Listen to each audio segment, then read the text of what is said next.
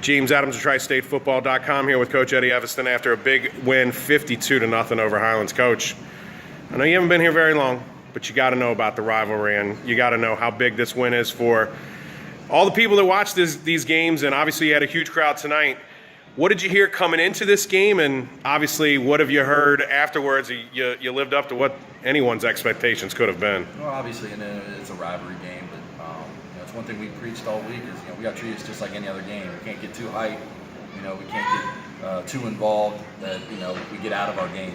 And we preached that all week, and our guys came ready to play. They were focused on what we had to do, and they took control right from the very start, and they played all the way to the whistle, the last one at the end, and very proud of their efforts.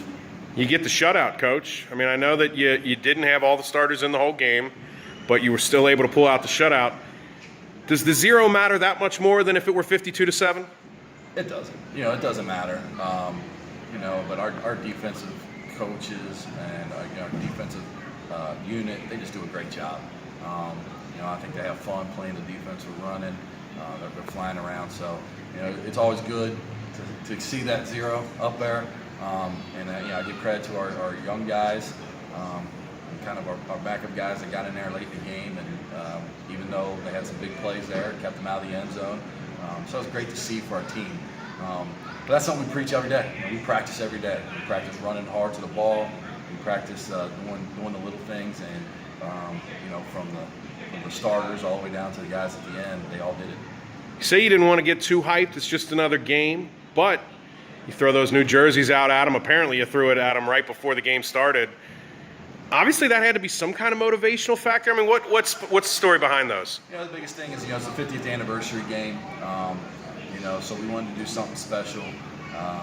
The whole school, we kind of changed our logo and everything a few years ago, and but that was kind of our throwback, a little bit of our throwback, and obviously we threw the gold in for the golden anniversary of our football program, and these kids deserve that a little bit to kind of come out a little bit different, and they were excited about seeing those jerseys, and but they deserve to have that here in this week 8.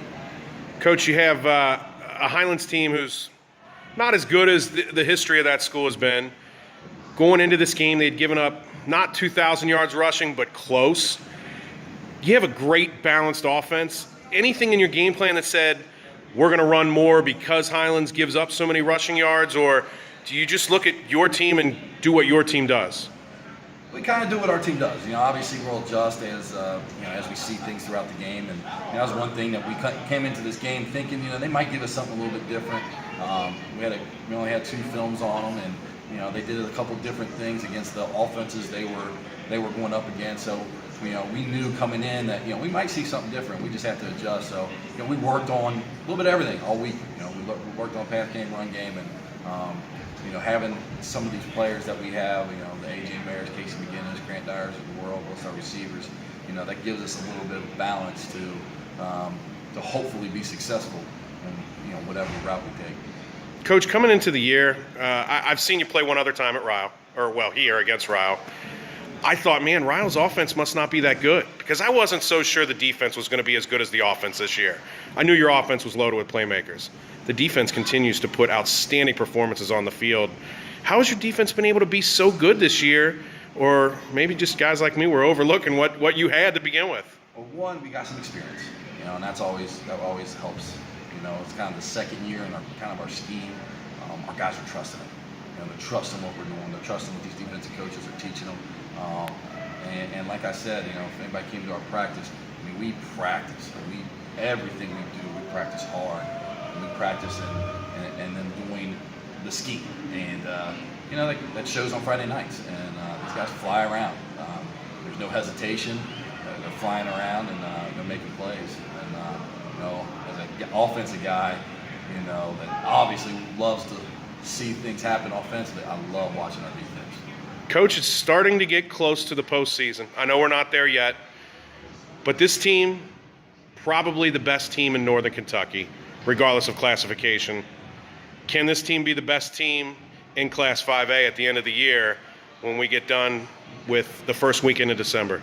That's the question, and the that's one thing we're preaching to our guys. It's all about who's playing the best at the end, and that's why we can't get complacent with anything.